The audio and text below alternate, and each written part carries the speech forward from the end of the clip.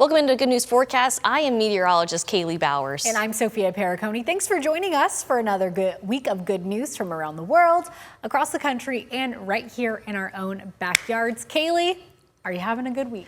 You know what, having a busy week for sure, but I gotta give a shout out to the weather team real fast. Okay. Over the weekend, we all got together, all five of us, plus the families, had a little celebration because it's so hard for us to be together, especially all five of us. So thank you to Ryan for hosting us, and it was just nice to get together. We celebrated Ryan's birthday, that's at the end of the month, and it was just nice to be with everyone. Good. Nice to be around other girls too. Yeah, because you are the only female meteorologist we have, Yes. so you got to be around their wives and daughters, and so that's great. It was so nice. It was so funny because all the guys, being typical guys, no offense men, they went outside and they looked at the backyard and the patio and the porch, and one of the guys happened to leave the back door open, so I quickly scurried over to the door, shut it, locked it. Leave them outside. I'm like, I love your boys, but it's so nice to have girl time. Yes, always. Yes. How's your week going? Good. I'm a little bit tired today, Yeah. but hey, we record these on Wednesday, so we're halfway through the week. That's right. That's a good sign. I'm also in a good mood because Kaylee, we've been doing Good News Forecast for 1 year now. I can't believe that. It's our 1 year anniversary. Feels like we just started. It feels like we just started. We did take a little bit of a break. We did. We are just kind of breezing past that. We're still counting today as our 1 year. And it's not just us. We have to give a shout out to Diane, who is automating. She is the one pushing all these buttons. Diane, thank you so much for your help. She's the one that clips everything that you see on YouTube on WTOL 11 Plus. Also the really fun thumbnail you see of us making silly faces. So creative. She's in charge of that. So kudos to you, Diane, as well. Thank you for your help. Thanks, Diane. You can't see her, but we can hear her. Yes. Not right now, though, because she's busy doing the show. Now she's talking to us. Yes. All right, let's get Good News Forecast GNF on the road. I'm so excited about this episode. Yeah. So after a bit of a scare, the Walleye are moving on to the second round of the Kelly Cup playoffs. Diane likes this. She's a big walleye fan. The Fish started the first round against the Bloomington Bison strong, leading 3-0, but the Bison landed 2 wins, bringing the match up to 3-2, heading into Game 6. And the Walleye finally closed the deal, winning Game 6, cutting off the first round 4-2. The Fish enter the second round against the Fort Wayne Comets on Sunday, May 10th in Fort Wayne. Of course, you'll want to come back to Good News Forecast next week so we can let you know the outcome of that game. I was getting nervous. I was too. They were leading by 3. They just had to make it to 4. They let the Bison come up to 2. And going into Sunday, I was talking to one of our sports reporters because he worked the game on Sunday night. Yeah. And I was like, come on, man. They got to close the deal. Like, this is frustrating. I think they were just trying to, let the Bison feel like they were going to get a little bit of that edge. And they're like, hang on. You're going to come back to the Huntington Center. Exactly. We're going to close it out. So Fish are on to round 2 now against the Comets. It's a big rivalry, I believe, too. I think so, yeah. So we'll see. We'll bring you the latest next week. So you want to come back? Still calling it. Kelly Cups coming here to Toledo. Okay. It's going to happen. And I will say it. I've been saying it every week. She was one of the leaders in our bracket challenge. So I'm trusting this one. No pressure. So, no pressure. And we're not just saying congratulations to our Walleye. It was a big weekend for the class of 2026 across Northwest Ohio. Graduates crossed the stage at the University of Toledo and Bowling Green State University, marking a major milestone and the next step in their life's journey. And congratulations not only to the graduates, not only to the professors, but also going to give a congratulations. That's a tongue twister. Yeah. Congratulations to the parents, the families, because they're in the heart of it too. They got them there, is what I always say. They helped pay for it too, probably. Do you remember your college graduation? Wasn't that long ago. Here I am, like, do you remember? Do you remember? I do, and ironically, my mom just texted me. She texted me yesterday because the anniversary of my college graduation was, we graduated on Cinco de Mayo that year. Oh, right. She's like, hey, remember graduation just a few years ago? I'm like, yes, I remember I graduated from Ohio University a while ago, and I remember standing for an hour as people were filing in, listening to Pomp and Circumstance. So, got stuck in my head. Oh, it was rough. That is rough. How was your college graduation? It was fine. It was long. We sat for a lot of it. Yeah. it was just one of those things where I'm like, let's go, everyone. go. But I feel like the ceremony's kind of for the parents. It I don't know if any of the students are like, let me sit here for 3 hours. Well, then you get to, at least we left. As soon as we got on the stage, Oh, really? you walk up and you walk out. Okay, so mine was not like that. Oh, like, really? You were stuck, you are locked in there for all those hours while everyone's name's read. Because didn't you guys graduate in one of the stadiums in New York? Radio City Music Hall was where Oh, I graduated. that's So that is pretty cool. cool. That's so pretty. That is pretty I love cool. that. Yeah. Also, shout out to the Ohio University grads. Tim Miller's daughter graduated over the weekend, and Tim Manor, our director, his son graduated at Adrian College over the weekend. I'm sure I'm missing some other grads in the newsroom, but just happy graduation season. Congrats to all. We have high school coming up. My cousin's graduating in a few weeks, so busy. I just love graduation season. You do. I love it. I love all really the do. food from the parties. That is true. We'll Always talk a good about that in a few weeks. Yeah. But it's not every day you turn 100, but we just celebrated Ottawa native and World War II veteran Eugene Schramm. His family and friends held the big celebration at the place he loves the most, the gym. Tim Miller has the story. Eugene Schramm was the star of the show at Firehouse Fitness in Ottawa. This native of Ottoville, Ohio, celebrating his 100th birthday with family and friends, and on live TV with our Laura Sandlin. Now this morning we are actually joined with the birthday boy. So good morning, how are you? No, mighty fine for another Friday. It's another week going and another day. Gotta go exercise.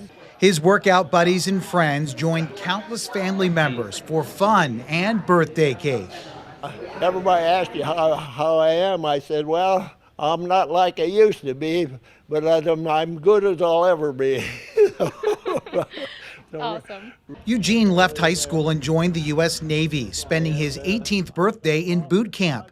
In July of 1945, he set sail for the Philippines as World War II was still raging in the Pacific. It was a good trip, and we had a couple warnings of the Japanese subs after we got out on the South Pacific that they were out there, but we had a little destroyer escort to chase them away. Eugene was supposed to go to Japan for a ground invasion, but they turned around and went home when the U.S. dropped nuclear bombs on Japan. His family says he has since spent 50-plus years of his life in the gym. I think he's an inspiration to people here at the club that, you know what, you got to keep moving, and that is the secret to longevity. It really, really is. His mother lived to be 104, and he's got the brother at 97, the little sister at 92. Daughter Jill Siefker says it's a blessing her dad lives right behind her in a little apartment. She says he's very devoted to his church and was involved with his power squadron and had a sailboat for several years. It's a big day, I guess, and whatever. It only happened, and I'm very lucky and lucky to be here at this time. Like I said, it's very, very humbling and just proud. I'm very proud of him. Very proud to be his daughter. Jill drives him to the gym every Monday, Wednesday, and Friday at 7:30 a.m., just like clockwork. In Ottawa, Tim Miller, WTOL 11. Oh, what Happy a great birthday. story. Yeah, happy birthday to him. Aw. Great genes in that family. Okay, what'd they say? 100? 104 for the mom. Sibling is 97, other 92? siblings 92. That's amazing. So hopefully we'll have a few more 100 birthdays coming up in the Yes. next few years. How would you celebrate your 100th birthday, Kaylee? You know, let me get to my 90th and 80th and 70th. I honestly don't know what I would do at that point. But honestly, kind of like Eugene, just like continue my daily routine. Yeah. Might as well. Do you have any special plans for your 100th? No, probably not the gym. I like the cake on the table, though. The cake was pretty. Have some cake. Get some extra cake or something. Yeah, 100 Doesn't sound pieces, bad. one for every year. That probably would do it for me. Imagine all the candles, 100 candles. You're just, you're trying to like blow all that out. That's a lot of candles. I struggle with the ones I have now. Yeah, we don't have that many. I know. So last week we told you about the amazing runners and the Olympic qualifiers that happened right here at the 49th annual Glass City Marathon. And now Anthony DeFilippo is giving us an even closer introduction to those hoping to represent Team USA. Take a look. 48 years of Glass City Marathons. more than a decade on the campus of the University of Toledo, and none of them ended up quite like this. I wasn't planning on running that fast. I kind of left it all out there completely. In 48 years of Glass City marathons, no one has qualified for the Olympic trials. This year, 2 accomplished that feat, and more. Vincent Morey is local. Well, I grew up in Howland, Ohio, so Warren. And he ran at Arizona State, where he fell in love with long-distance running. But there was one thing he had yet to check off his bucket list. I've never run a marathon in general, so yeah, this was it was. I didn't know what to expect. The result obliterating the course record of 2:19:31 by running a 2:05:54. According to Glass City Marathon reps, not only is that the fastest in the 49 years of their marathons, but it's the fastest in Ohio marathon history and the 3rd fastest for an American ever. I kind of told a couple coworkers, it's like, oh, if I don't go under 2:16, then I'm not a marathoner. But I think I went under 2:06 today, so I think we're a marathoner. So I'd love to run another mile, but marathon's fun. It was great. And then there's 35-year-old Andy Cozzarelli from Chattanooga, Tennessee. She's more experienced with marathons and actually qualified for the Olympics in 2016. But she's also never run in Glass City. And so it was great. This course looked great. Never been to Toledo, so that was also a exciting thing. I wanted to do races I haven't done before. So, enjoying racing as well. Cozzarelli's finish was a little more tense, qualifying for the Olympics by a mere decimal point, about 1/3 of a second. And I saw the clock as I was coming up into the stadium, and I knew I had 10 seconds to get the standard. I was like, I will dive if I had to. I kind of felt like I did, but it might have just been falling. But overall, 1/3 of the 1,474 marathon runners qualified for the big one, the Boston Marathon. But only 2 qualified for the chance to run for Team USA at the biggest one, the Olympics. And Cozzarelli, after years of running, actually got a personal record to top it off. And runners know when you beat that, you ring the bell. Reporting from Toledo, Anthony DeFilippo, WTOL 11. So impressive. Can you run that fast? I'm out of breath just watching that, Kaylee. That was, yeah, that's a bit of a struggle right there. Yeah. I'm excited, obviously, for those 2 individuals for qualifying for the Olympics, but also, like Anthony said, the Boston Marathon, too. Yeah. That's an accomplishment in itself, but everyone that raced and ran and didn't finish and just even signing up, that's more than what we did. That is way more than what we did. That's like half the battle, but really cool 2 Olympic qualifiers. Yeah. Hopefully they go on to represent Team USA. And how about the female runner? Her last name is Cozzarelli. I believe her first name is Andy. I apologize. But she had just a second She was to just get there. ready to go. Yeah. So we'll see what's coming up with them. Yeah. It's so cool. We'll be right back. Welcome back into Good News Forecast. There was a very special moment at Scott Park between the 12U River Dogs and the 12U Midwest Monsters. Yeah, good job, Monsters!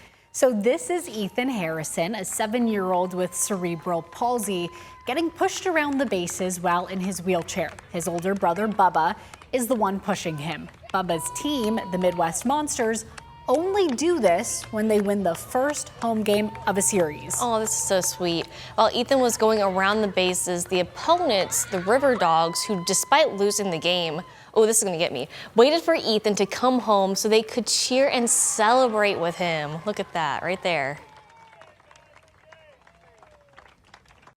Even though they didn't win their game, they still had the best sportsmanship. That coach presented Ethan with a game ball and shook Chad's hand, and to have all of the kids be in that moment just really means a lot to us. I've even had parents from the team reach out to me thanking us for giving their children that experience. Feeling the wind, he really is sensory oriented, so he loves the wind. So just going fast and going around those bases, and the boys are running with him and they're cheering him on and clapping, and he just gets so excited. The Midwest Monsters have won their first home games of their series for 3 years in a row now. Oh, love that the opponents waited, cheered them on.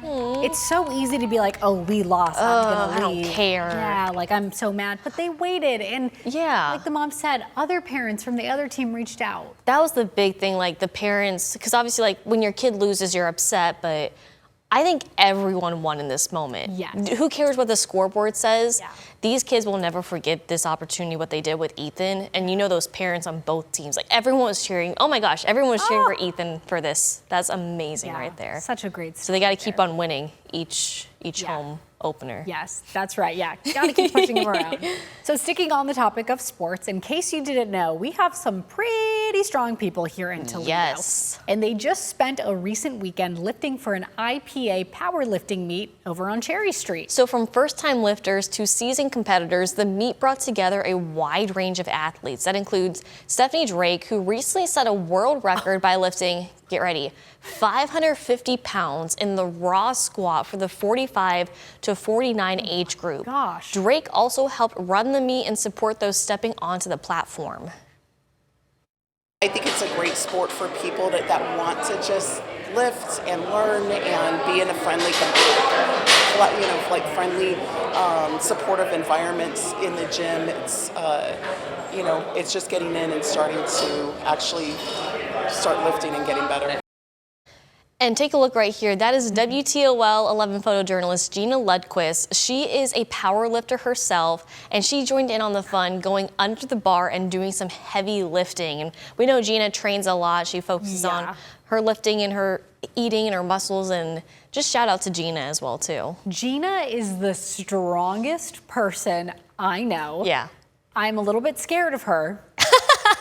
Don't tell her we told you that. She's just like, I mean, we saw her there. I think she's qualified for some really big tournaments as well. So everyone watch out for Gina's muscles. Look at Just like, oh, I mean, watch out for Sophia's muscles right there. I think I can lift like 20 pounds. Look at that. Maybe. Well, good thing Gina's right around the corner, too. No, I'm kidding. Oh my gosh, Sophia literally was put like, mine away. What? Mine are nothing. Mine are noodles compared to her. Yeah, Gina's fit. We love Gina. Yes, we love Gina. Congratulations. A local business is celebrating a milestone. Ben's in Bowling Green is celebrating half a century. Yeah, Ben's has been a staple in downtown Bowling Green for 50 years, thriving as a small business as the big box stores in the area come and go.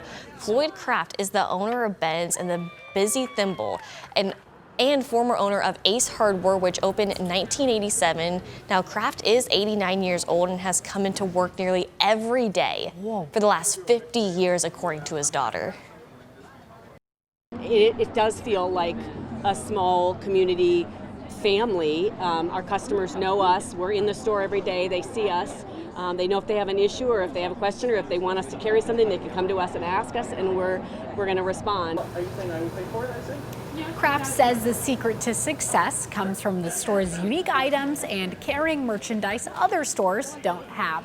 So we're talking a lot about people in their later ages in life, our seniors, and they are living these long lives, and I'm noticing a pattern. They all have routines. They show up to work and they go to the gym. Yep, they're staying busy.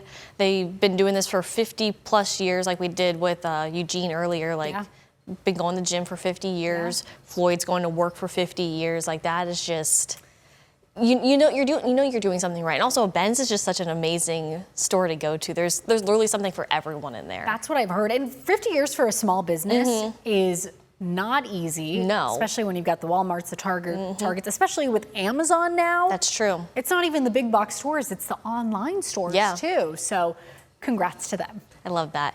Well, in case you missed it, Northwest Ohio's first Shake Shack is now open, and while we were on a hiatus for Good News Forecast, Shake Shack did open in Levis Commons, and another location will open in the Hollywood Casino area soon. So this feels like the perfect time to tell you more about some new items coming to the menu. Yeah, the burger chain is introducing something they haven't ventured into before: barbecue boneless baby back rib sandwiches. Ooh. This smoky edition joins other barbecue-style menu items that they added last year, like the mac and cheese, a smoky classic barbecue burger, and spicy fries with ranch. Oh. Yum. Shake Shack describes the new sandwich as boneless 100% baby back pork ribs topped with classic smoky barbecue sauce, fresh coleslaw, and pickles on a toasted potato bun. The barbecue lineup is available at Shake Shack right now. Kaylee, my mouth is watering. I feel like I was just watching a commercial for Shake Shack. Put me in. I will read those names Wow. and describe those items like no one has done before. That sounds really good right now. From the shakes to the shacks to the burgers to the other shakes and the other. Have you tried Shake Shack at Levis Commons yet? I have not. No, not Me yet. neither. It's on my list. I just haven't gotten. I've had Shake Shack and it's delicious. Okay. My favorite, of course, are the shakes. You cannot go wrong with the shakes. I don't think I've had a shake from there. And they rotate to some seasonal ones. It's dangerous. It's so good. All right, we got to move on because I want to wrap this up because I'm hungry. Well, good thing we're talking about more food items. Oh, good. Yay! Okay, Dairy Queen's new breakfast collection is officially available, everyone. Dairy Queen and breakfast, that's something you don't hear every day. No. Well, stick with us because the new menu includes a new Choco Frosted Donut Blizzard treat. So this is ice cream, which is chocolate frosted donut pieces. Oh, Sophia, plug your ears. I'm so and hungry. Sprinkles blended into soft serve, a Cinnamon Toast Crunch dip cone right there, and the new Fruity Pebbles cereal shake. Look at that. I'm so hungry. If you could pick one. Oh, don't make me. I know what you're going to say. Okay. One of each.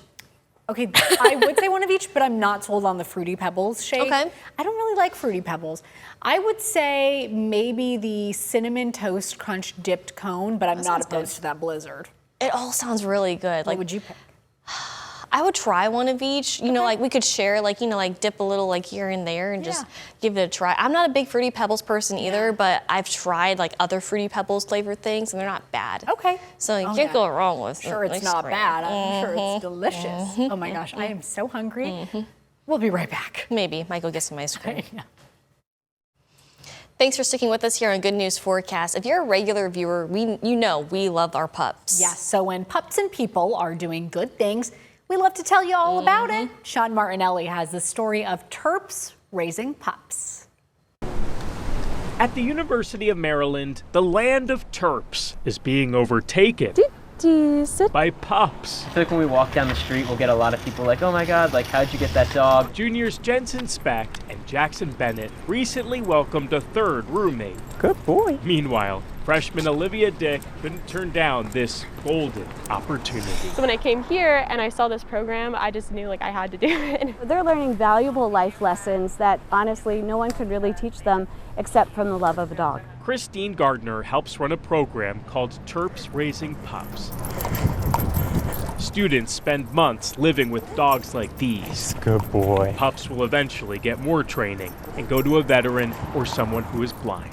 It can be a lot of sleepless nights, a lot of noise, a lot of accidents that you have to clean up. A challenge they say is worthwhile. 100%, yeah. Knowing that the dog is going to go and change someone's life forever. Molly. Yes, good girl. People like Dudley Ward. I didn't really realize how much of an impact it was going to make. But yeah, she's changed my whole life. Dudley served our country as a Marine, a police officer, and a Secret Service agent.